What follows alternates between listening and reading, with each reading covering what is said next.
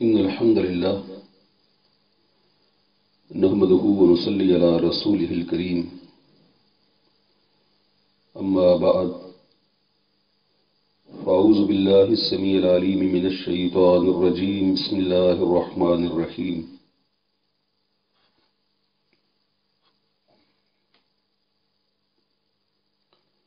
عزیز طلبہ، کل کے سبق میں ہم نے سورہ نبا کا پہلا رکوع پڑھا تھا، جس میں اللہ رب العزت نے قیامت کو جھٹلانے والے آخرت کے منکر لوگوں کا ذکر کرتے ہوئے پھر جہنم اور جہنمیوں کا ذکر کیا۔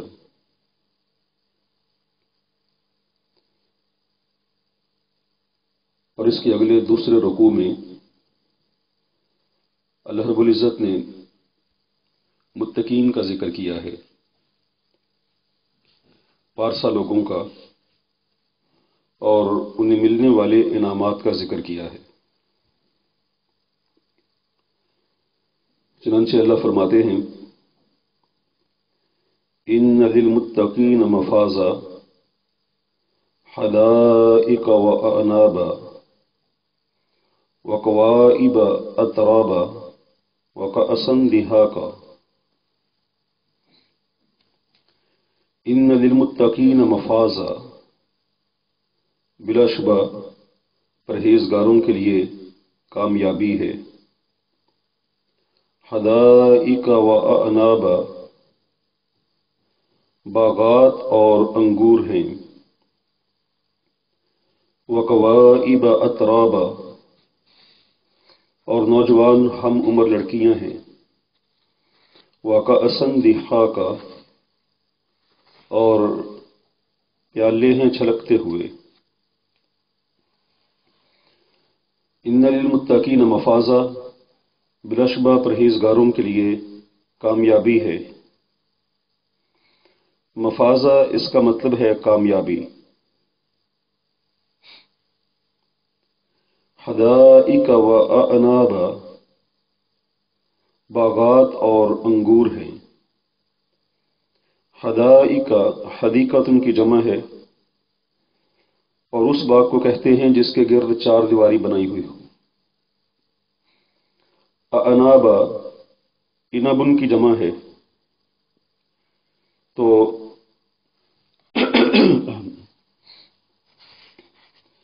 انگور کا خصوصی طور پر ذکر کیا کہ انگور کو پھلوں میں ایک خصوصیت حاصل ہے، اور اعنابا جمع لانے کا مطلب یہ ہے کہ انگور کی بہت ساری اقسام ہیں۔ وکواعب اترابا، اور نوجوان ہم عمر لڑکیاں ہیں۔ کواعب کائب کی جمع ہے، وہ نوجوان لڑکی جس کا سینہ ابھرا ہوا ہو۔ اسے کہ کعب یہ کہتے ہیں پاؤں کے ٹخنے کو، اور ٹخنا یہ جسم سے ابھرا ہوا ہوتا ہے۔ اترابا تربن کی جمع ہے، تربن مٹی میں ساتھ کھیلنے والے ہم عمر۔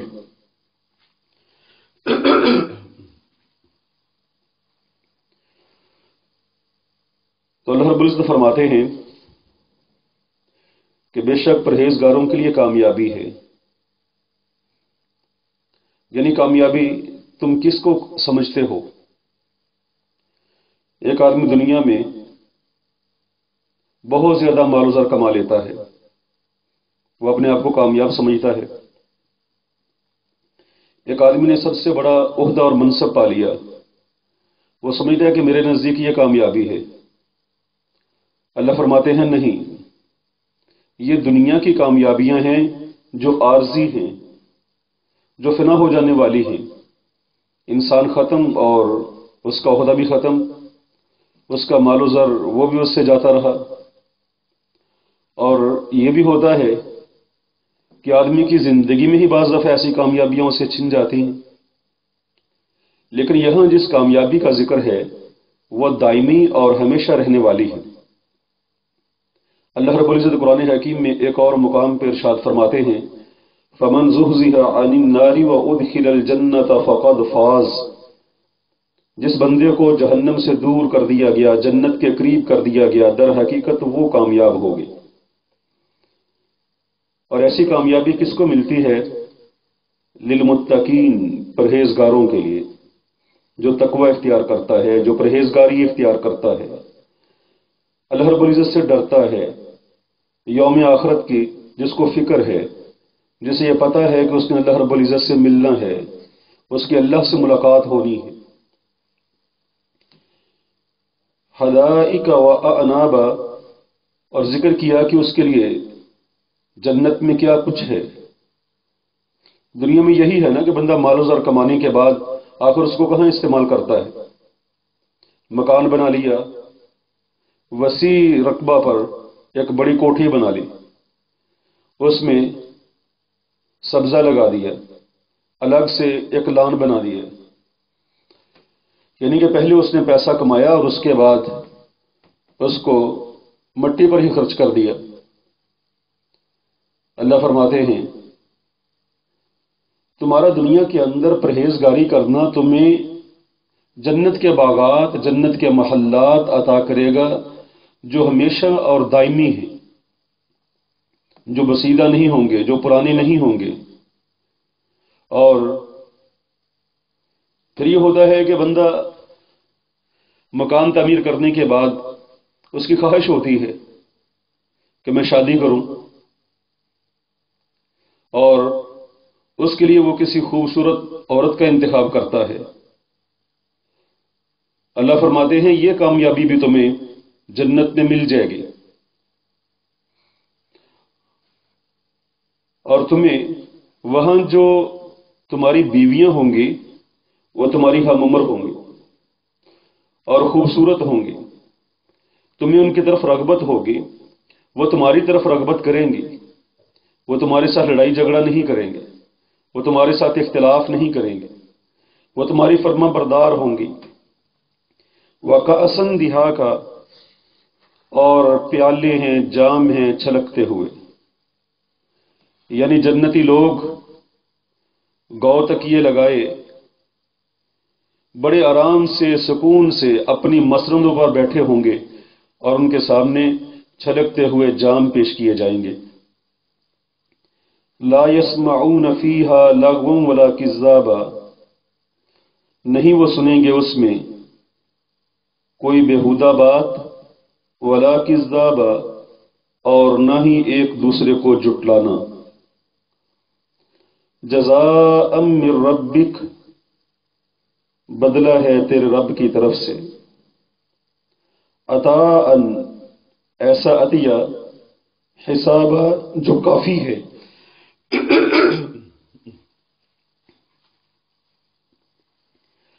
جزاء من ربک عطاء حسابا، تیرے رب کی طرف سے بدلے میں ایسا عطیہ ملے گا جو کافی ہوگا۔ رب السماوات والارض، وہ رب ہے آسمانوں کا اور زمین کا، وما بینہما، اور ان کے درمیان کی ہر چیز کا، الرحمن، نہایت رحم کرنے والا ہے، لا یملکون منہ خطابا، وہ اس سے کوئی بات کرنے کی قدرت نہیں رکھیں گے۔ لا یملکون، نہیں وہ قدرت رکھیں گے، منہ، اس سے، خطابا، کوئی بات کرنے کی۔ لا یسمعون فیہا لغوا ولا کذابا، نہیں وہ سنیں گے اس میں کوئی لغو بات اور نہ ایک دوسرے کو جھٹلانا۔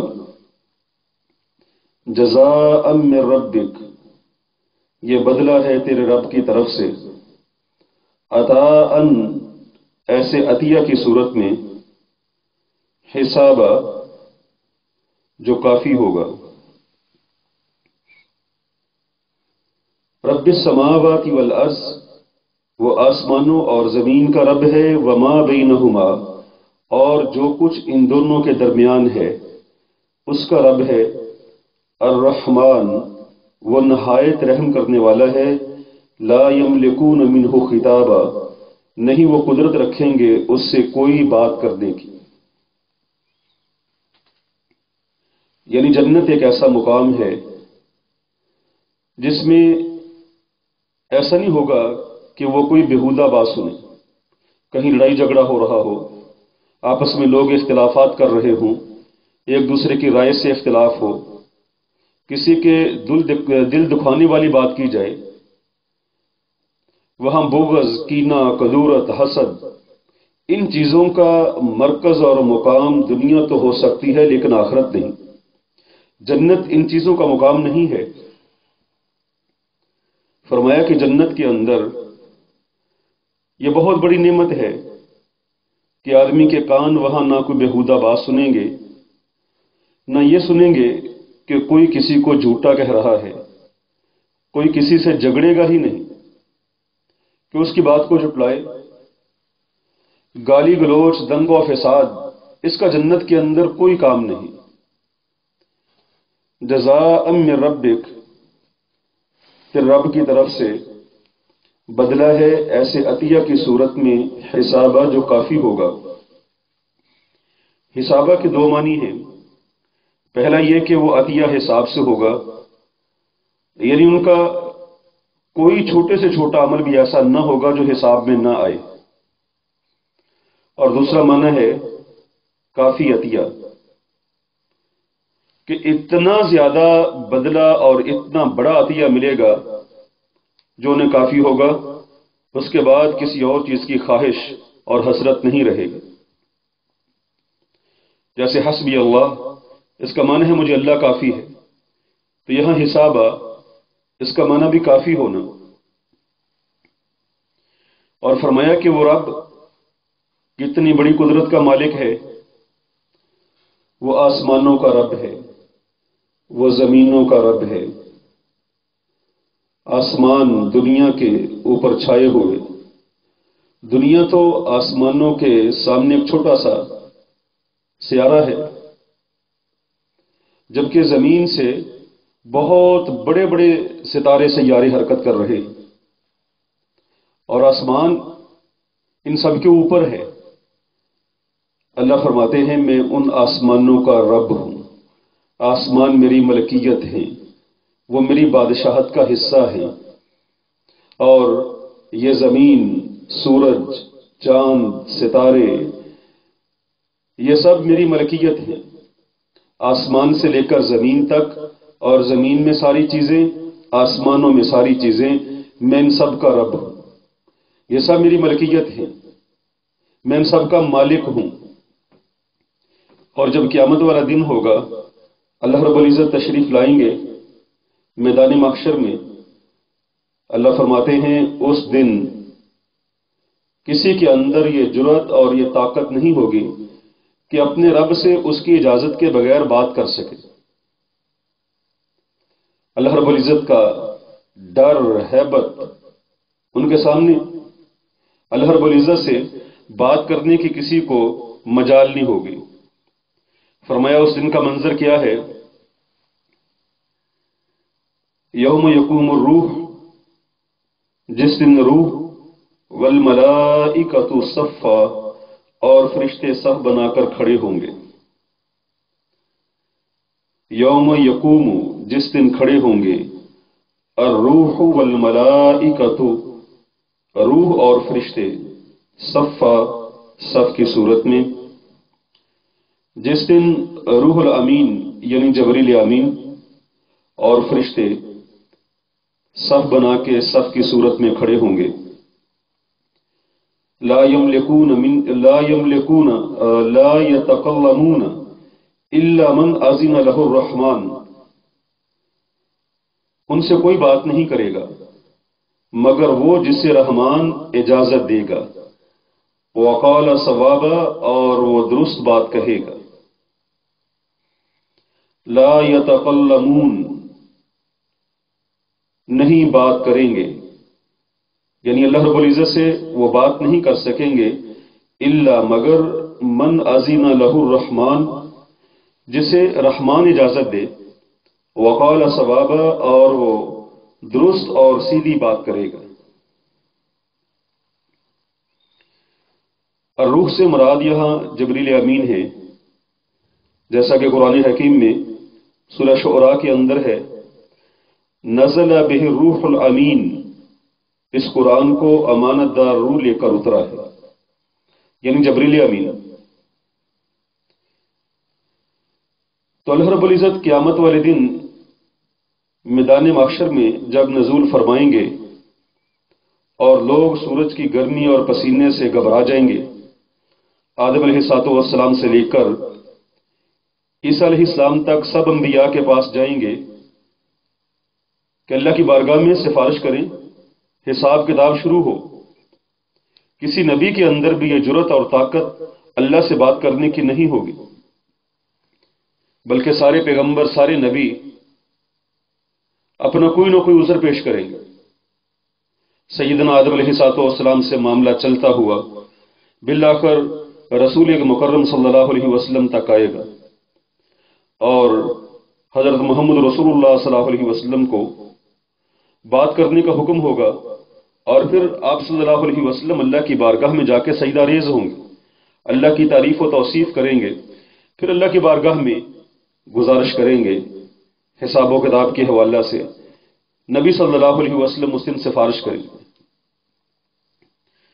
فرمایا لا یتکلمون، قیامت کے دن اللہ تعالی سے بات کرنے والے کے لیے دو شرطیں۔ پہلی یہ کہ رحمان اسے بات کرنے کی اجازت دے، جیسا کہ قرآن حکیم میں ایک اور مقام پہ ہے، من ذا الذی یشفع عندہ الا باذنہ، کون ہے جو اس کے پاس اس کی اجازت کے بغیر سفارش کرے۔ اور دوسرا یہ وقال الصوابا، وہ درست بات کرے گا، سفارش کرنے میں غلطی نہ کرے، غیر مستحق کی سفارش نہ کر بیٹھے، جیسا کہ اللہ رب العزت نے قرآن حکیم میں واضح الفاظ میں کہہ دیا ہے کہ اللہ رب العزت شرک کو معاف نہیں کریں گے۔ تو اس کا مطلب یہ ہے کہ مشرک کی سفارش بھی نہیں ہو سکتی۔ اللہ نے پہلے بتا دیا ہے کہ میرے پاس مشرک کی سفارش نہیں آنی چاہیے، اس سے کہ میں نے شرک کو معاف نہیں کرنا، اس لیے اللہ کی بارگاہ میں جو بندہ سفارش کرے گا وہ بالکل درست اور سچی اور سیدھی بات کرے گا۔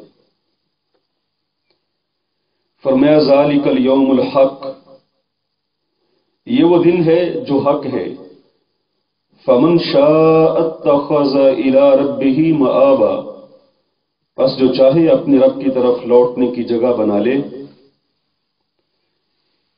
انا انذرناکم عذابا قریبا، بلا شبہ ہم نے تمہیں ڈرا دیا ہے ایک قریبی عذاب سے۔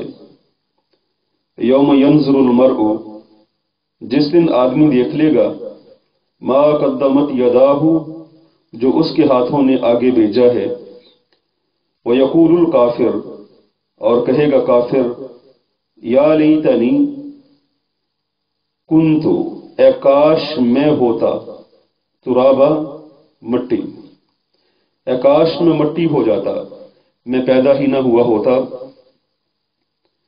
ذالک الیوم الحق، یہ وہ دن ہے جو حق ہے، یعنی یہ ہر صورت میں آ کر رہے گا۔ تو جب اس دن کا آنا یقینی ہے تو آدمی کو چاہیے کہ اپنے رب کو منہ دکھانے کے قابل بننے اور اس کے پاس ٹھکانہ بنانے کے لیے ابھی سے تیاری کر لے کہ مرنے کے بعد یہ موقع نہیں ملے گا۔ اس لیے فرمایا کہ ذالک الیوم الحق، لوگوں یہ دن برحق ہے، یہ ہر صورت میں بپا ہو کے رہے گا، اس میں کسی کو کوئی شک اور شبہ نہیں ہونا چاہیے، یہ ہر صورت میں رونما ہونے والا دن ہے۔ اس لیے عقل مند بندو، فمن شاء اتخذ الی ربہ مآبا، جو چاہے اپنے رب کی طرف لوٹنے کی جگہ بنا لے۔ ابھی سے یہ دنیا بڑی قیمتی ہے، اس دنیا سے آخرت کا سامان ملتا ہے، اس دنیا سے قبر میں حفاظت کا سامان ملتا ہے، اس دنیا سے جہنم سے بچاؤ کا سامان ملتا ہے، اس دنیا سے جنت ملتی ہے۔ اس دنیا میں آخرت بنتی ہے، یعنی کہ آج یہاں جو بھی کمایا جائے گا اس سے آخرت بنے گی۔ جب بندہ مر گیا، فوت ہو گیا، تو پھر تو وہ عمل کر ہی نہیں سکتا، پھر وہ کیا خریداری کرے گا؟ خریداری کا آج دن ہے، آج خریدو، آج محنت کرو۔ اور کیسے خریدو؟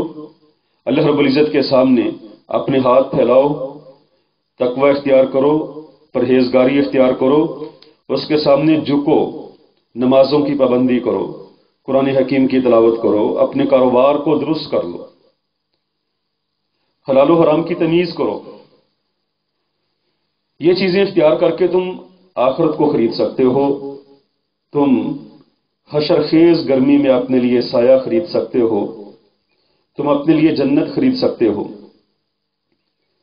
اس لیے فرما دیا کہ جو بندہ بھی چاہتا ہے اپنے رب کی طرف ٹھکانہ بنانا، اسے چاہیے کہ ٹھکانہ بنائے، محنت کرے۔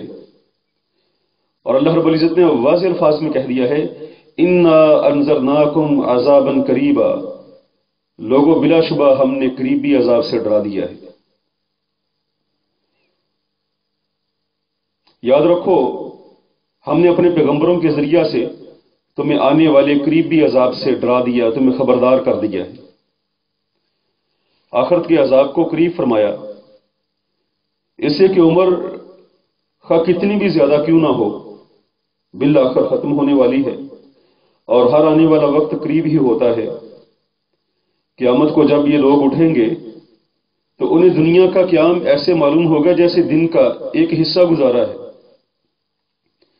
لم یلبسوا الا عشیۃ او ضحاھا، وہ کہیں گے کہ شاید ہم تو دنیا میں دن کا پہلا حصہ یا دن کا آخری حصہ ٹھہرے۔ فرمایا یوم ینظر المرء ما قدمت یداہ، اس دن آدمی دیکھے گا، مرء کہتے ہیں آدمی کو، امرأتن عورت کو، نظر ینظر دیکھو، دیکھنا، اور ینظر یہاں فعل مضارع کا صیغہ ہے، وہ دیکھے گا۔ یوم ینظر جس دن دیکھے گا، المرء آدمی، جس دن آدمی دیکھے گا، ما قدمت یداہ جو اس کے ہاتھوں نے آگے بھیجا ہے۔ ماں کا یہاں معنی کیا بھی ہو سکتا ہے، کیا بھیجا ہے اس کے ہاتھوں نے؟ ماں کے چار معنی ہوتے ہیں، لکھ لیں۔ ایک ماں ہوتا ہے استفہامیہ، جس کا معنی ہے کیا، ما ھذا یہ کیا ہے۔ ایک ماں موصولہ ہوتا ہے، جس کا معنی ہوتا ہے جو یا جس، جیسے یہاں اس کا معنی ہم کر رہے ہیں، ما قدمت یداہ جو آگے بھیجا اس کے ہاتھوں نے۔ اور ایک ماں ہوتا ہے نافیہ، جس کا مطلب ہوتا ہے نہیں، اور ایک ماں ہوتا ہے نکرہ، جس کا معنی ہوتا ہے کوئی یا کسی، جیسے مثلا ما بعوضۃ، مثال کسی مچھر کی، مثال کے طور پہ کوئی مچھر۔ تو یہاں ما موصولہ بھی ہو سکتا ہے اور ما استفہامیہ بھی ہو سکتا ہے۔ ما موصولہ ہو تو ترجمہ یوں بنے گا، یوم ینظر المرء ما قدمت یداہ، جس دن دیکھے گا آدمی جو بھیجا ہے اس کے ہاتھوں نے آگے۔ اور اگر ما استفہامیہ ہے تو پھر اس کا معنی کیا کا کریں گے، یوم ینظر المرء ما قدمت یداہ، جس دن دیکھے گا آدمی کہ اس کے ہاتھوں نے آگے کیا بھیجا ہے۔ یعنی استفہامیہ ہو تو معنی کیا کا، اور موصولہ ہو تو معنی جو کا۔ قدمت آگے بھیجا، قدم یقدم تقدیما، آگے بھیجنا، یداہ اس کے دونوں ہاتھوں نے، جس دن دیکھے گا آدمی جو بھیجا ہے آگے اس کے دونوں ہاتھوں نے۔ وَيَقُولُ الْكَافِرُ، اور کہے گا کافر،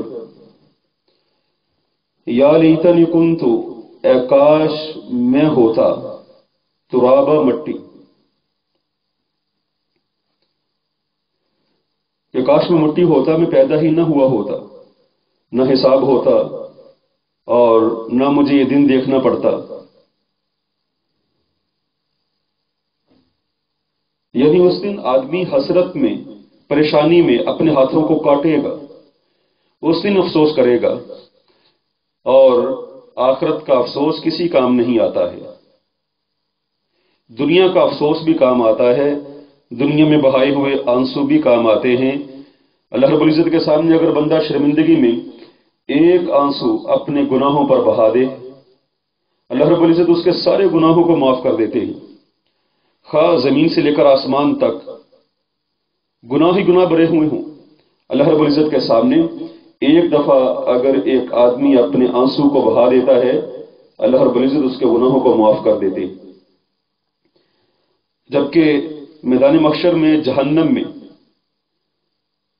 احادیث مبارکہ میں آتا ہے کہ یہ لوگ آنسو بہا بہا کے تھک جائیں گے، بلکہ ان کے چہروں پر آنسو بہانے کی وجہ سے نالیاں بن جائیں گی، لیکن ان کی طرف توجہ نہیں کی جائے گی، اس لیے کہ آخرت میں بہائے جانے والے آنسو وہ کوئی قیمت نہیں رکھتے، وہ نری شرمندگی اور حسرت ہے اور کچھ نہیں۔ جبکہ دنیا کے اندر بہائے جانے والے آنسو، دنیا میں اللہ کے سامنے اپنے گناہوں پر ندامت اور شرمندگی، یہ بڑے کام کی ہے۔ تو اس اعتبار سے ہم دیکھیں تو دنیا ہی در حقیقت آخرت بنانے کی جگہ ہے، اور ہم دنیا میں ہی آخرت سے لاپرواہ ہوئے بیٹھے ہیں۔ اللہ فرماتے ہیں اس سے پہلے پہلے تیاری کر لو، ایسا نہ ہو کہ قیامت والے دن بندہ یہ کہہ رہا ہو، اے کاش میں مٹی ہوتا، اے کاش میں پیدا ہی نہ ہوا ہوتا، مجھے یہ دن دیکھنا نصیب نہ ہوتا۔ سبحان ربک رب العزت عما یصفون وسلام علی المرسلین والحمد للہ رب العالمین۔